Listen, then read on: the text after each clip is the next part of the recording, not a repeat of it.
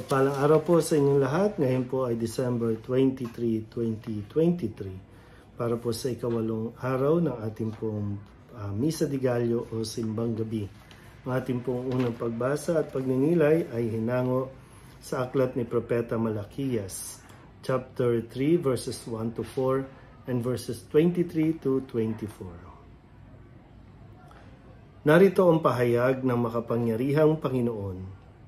Ipadadala ko ang aking sugo upang ihanda ang daraanan ko, at ang Panginoon na inyong hinahanap ay biglang darating sa kanyang templo.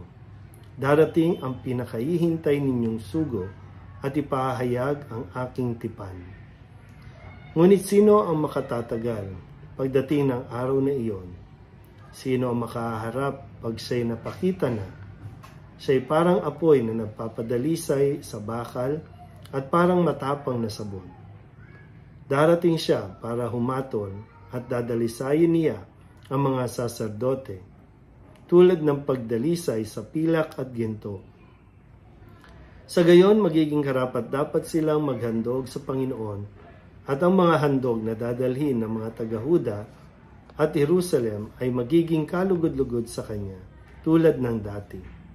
Ngunit bago dumating ang nakahihindik na araw ng Panginoon, isusugo ko sa inyo si Propeta Elias. Muling magkakalapit ang loob ng mga ama't mga anak.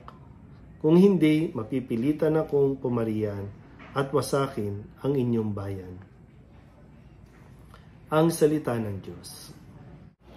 Muli po, isang mapagpalang araw sa inyong lahat at papalapit na po tayo sa pagtatapos. Bagamat ito po ay hindi yung pagwawakas ng kwento, kundi ito po ang pagtatapos ng ating pong 9 na araw na paglalakbay, 9 na araw na pagpupuyat, 9 na araw na pakikiisa sa ating pong Misa de Gallo at Simbang Gabi.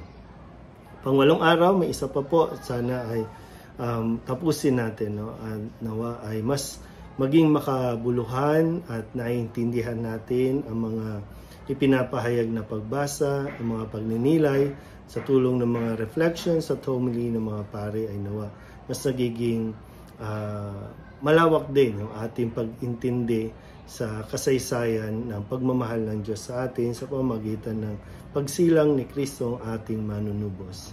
Kung kaya't sa unang pagbasa na ating po narinig mula sa aklat ni Propeta Malakias, ito rin po ay yung mga pagpapahayag ng pagdating ni Elias sa lumang tipan po, na si Elias ang isa sa itinuturing din na dakilang propeta.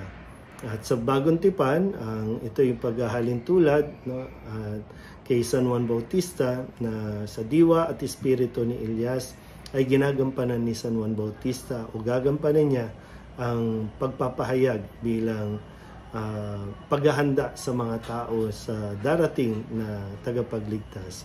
Kaya nawa po ay sa tulong ng mga propeta, sa tulong ng mga pagbasa ay mas nagiging malinaw po sa atin ang pagkilos na ginagawa ng Diyos para sa tao upang ito ay mailigtas mula sa kamatayan, mula sa kasalanan. Muli po, sa mapagpalang araw sa inyo pong lahat.